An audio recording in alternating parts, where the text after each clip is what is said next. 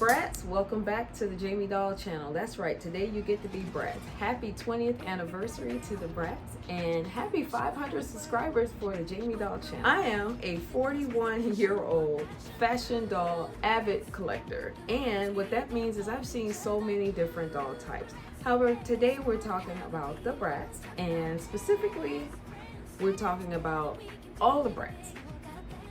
Several people won't talk about this particular Bratz, she who shall not be named, but I'm going to talk about it today because I happen to like these particular Bratz, and I also absolutely like these Bratz too. But I have a very different perspective and point of view because I'm a Xennial. What are you? Take a look at this chart and we'll delve into my little bit of dark controversy related to the two dolls. What is a Xennial?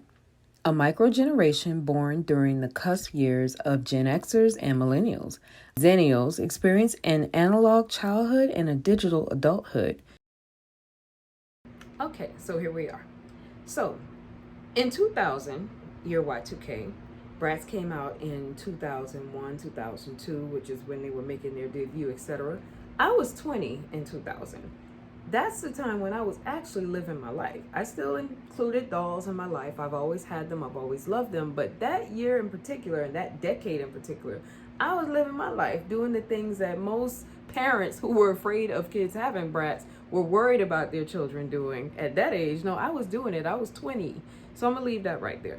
So with that being said, I missed that generation, or I missed that decade of when Bratz came out and were avid for the folks who were into them at that time, because I was actually living life and loving dolls, but not collecting dolls and focused on them in that fashion. So unfortunately, I missed that Bratz decade. That's the point I'm trying to make, because I'm a Xennial.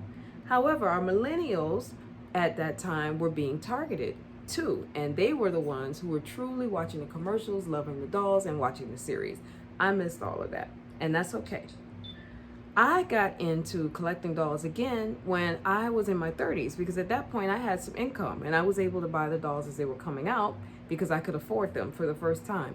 And believe it or not, what really pushed me back into collecting dolls heavily, I say, was Monster High. I remember being at Target, and I've talked about this before in one of my vlogs where I talked about Claudine Wolfe, how I had walked through Target randomly checking the doll out like I always do because I'm a big kid. And as I passed through that area, I saw the little bubble display with a brown doll in it, and I couldn't make out if she was black or what she was. I just knew she was kind of funky and different. She had ears, she had fur. I'm like, what is this? It's ugly, but it's edgy, it's exciting, and it was Claudine Wolfe of Monster High. And I remember thinking, yo, that's a way to really focus on different characteristics and diversity without focusing on color. She was brown, but wolves are brown, right? So you didn't really care that she was like the black character, even though, of course, naturally I'm looking for black characters. So anyway, I got into collecting dolls heavily in my 30s because I could afford them, and that was Monster High. My attention had gone back there. And then by 2003, let's just say I had my own apartment, I had started my collection, take a look at the pictures, and so I was in it, sort of like the Bratz dolls affected the millennials. And so there's a reason I'm telling you guys all of this, because when I finally started collecting the Bratz dolls, it was these Bratz dolls. And it was because in 2015, when they did their reboot, which reboots always kill the legacy of a toy line. So I always say, if it's not broken, don't fix it. But of course, the doll companies had to listen to the parents, which is where the majority of the money was coming from, blah, blah, blah. Ruin, legacy fails, and all the fans end up pissed off, and there you go.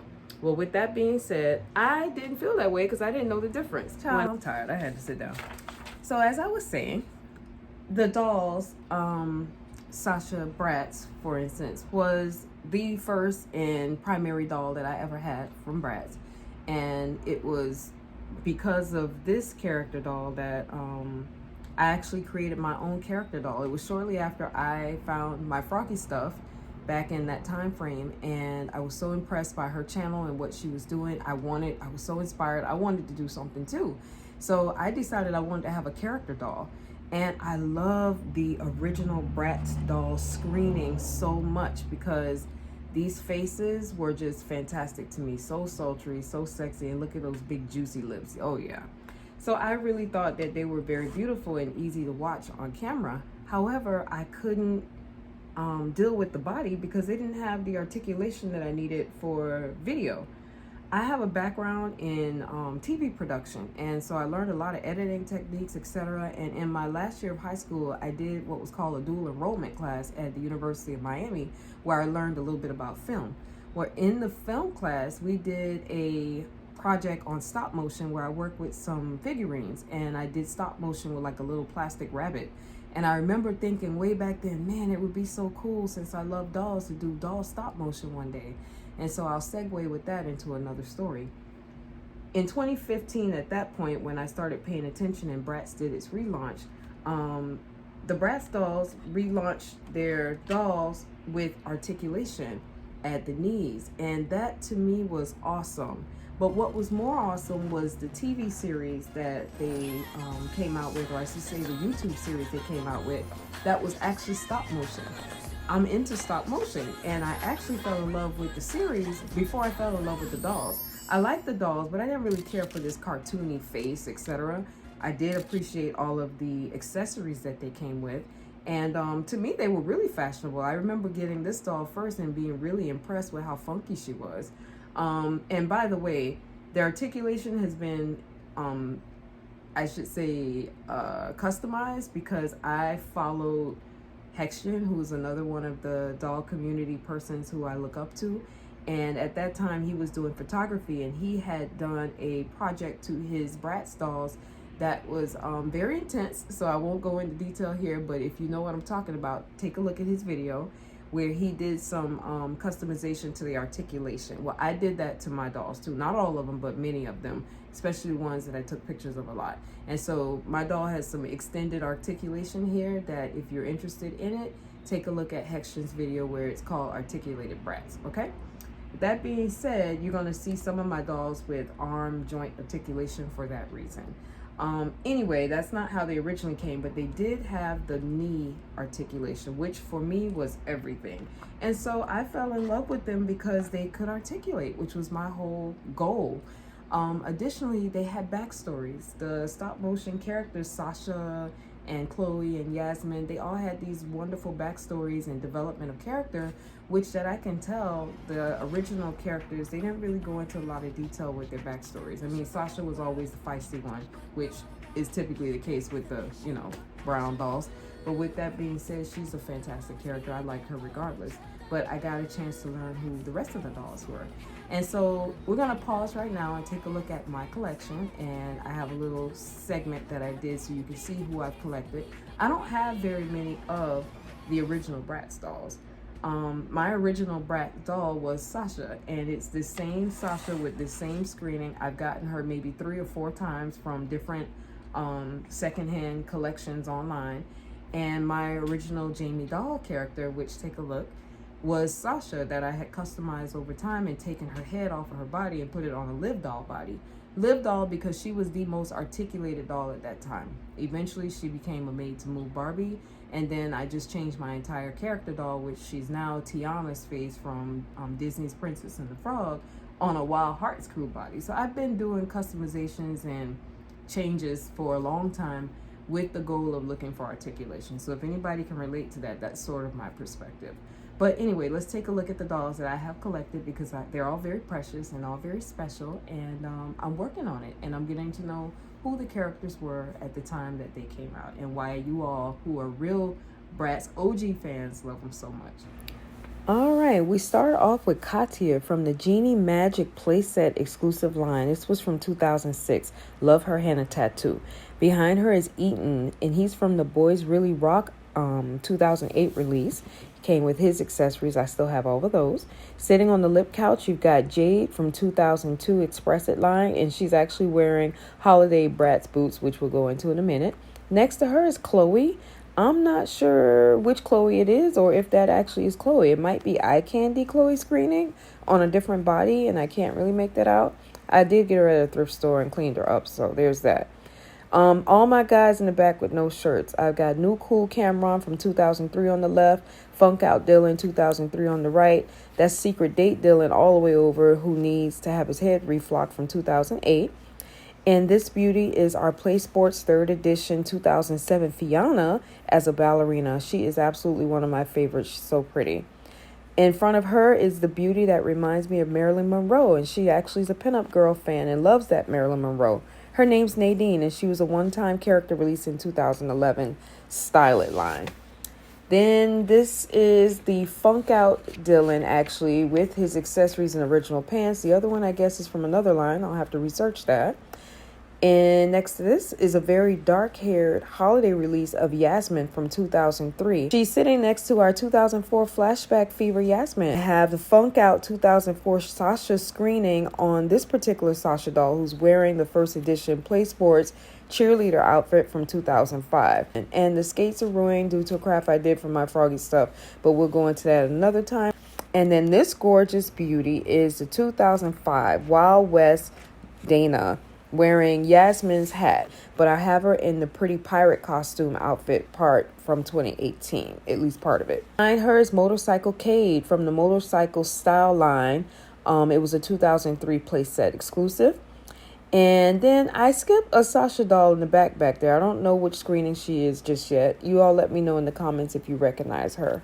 Alright, these are my oldest Bratz, and I now know that this particular Yasmin is my 2003 Slumber Party Yasmin screening, and I have her Slumber Party wardrobe and accessories from 2002. She's wearing Style It Yasmin's outfit, and this is the Express It Sasha screening. That's also from 2002, the one I constantly use, and she's wearing, in both cases, a little bit of both of their Style It outfit choices. And these were my original Bratz dolls. The very first Bratz doll that I had from a Yasmin was the Style It Yasmin from 2002. And I actually gave that to my best friend Anna, because that is now Anna doll. That would be the conclusion of my OG dolls.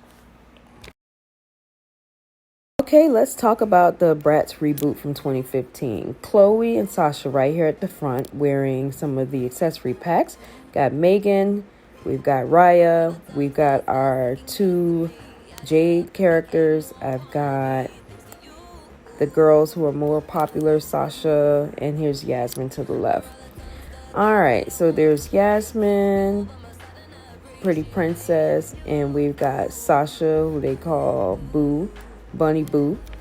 I've articulated my Sasha dolls, and by the way, the accessories that came with this line and all of these dolls I thought was so fantastic. It was really exciting. The colors I thought were wonderful, and it was great execution of the articulation. And of course I over articulated, like I told you guys about earlier with my Hexian changes there. Here is my Chloe, who came with pink hair and glasses. I thought she was so cute, and she's standing next to her boyfriend Cameron. Megan was an exclusive. You had to buy all of them all over again and get her exclusively from Target, if I'm not mistaken.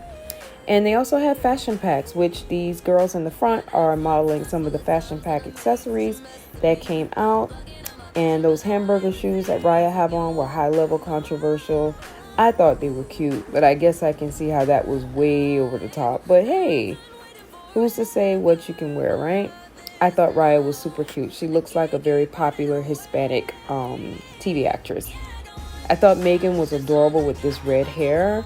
And I always feel like Sasha's so edgy. And this outfit was just fantastic on her. So take a look at the Reboot dolls. I know most people hate them. I didn't hate them. I've already explained why.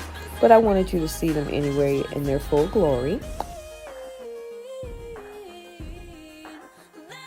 And my Chloe I've got sitting here at the very front is actually wearing an outfit that was made from Monster High taller dolls. And I thought it was so cute. It's from Haute Couture. So if you've never seen their page, take a look.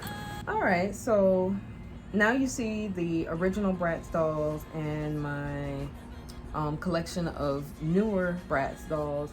And by the way, in the new collection of Bratz dolls, you're going to see some things that didn't really come with the dolls, like this little beanie cap thing.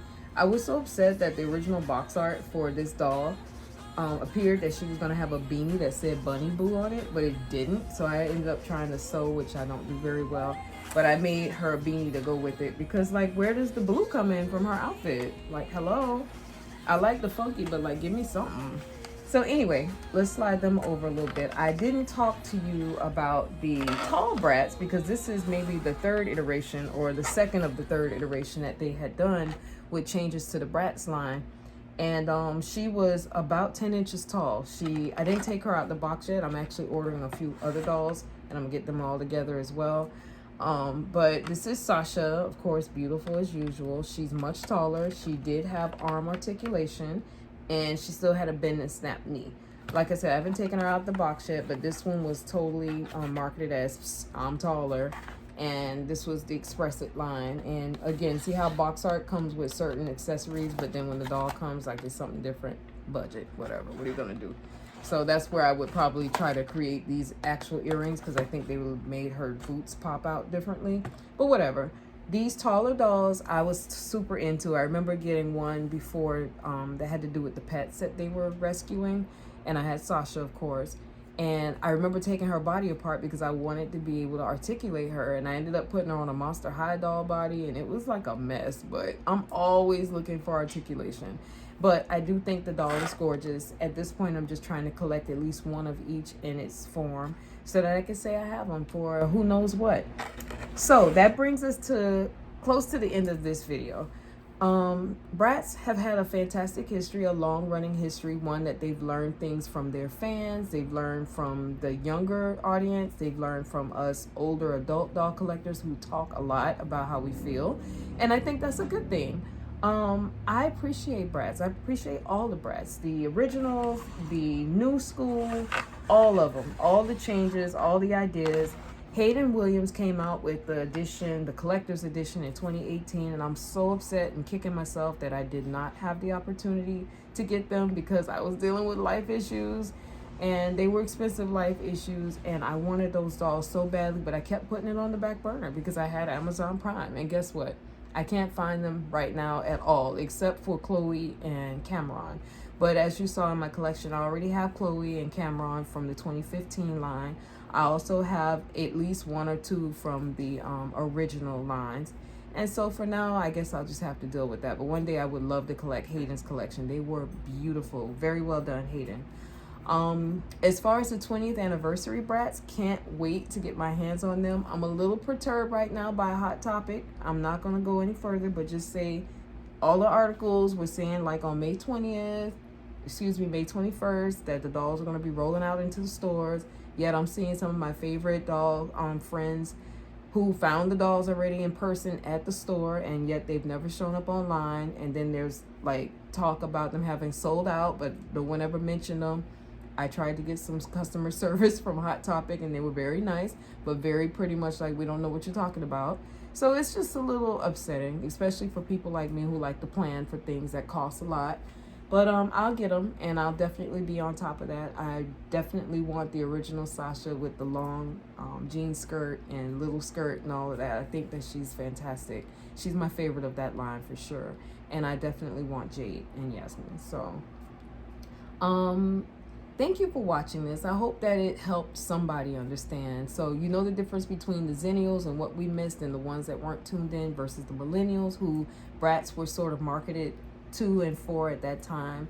And I think it's okay to have an understanding of everybody in the doll community.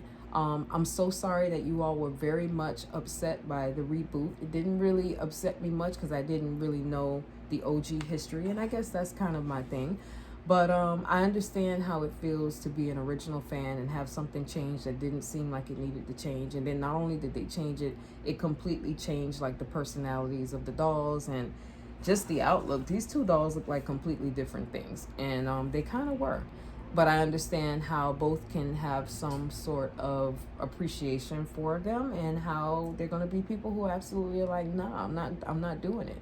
So with that being said, I hope you enjoyed this. Thank you again for watching the Jamie Doll channel. Thank you again for the 500 of you who have subscribed to me and growing. I am very grateful for each and every one of you real people out there who have stuck with me this long. It has been a journey, a very long one. I don't put content up as much as I'd like to, but when I do get out here, I'm talking to you from my heart, and hopefully you guys can appreciate that and resonate with that. So with that being said, Jamie Doll out. Until next time, see you, bye.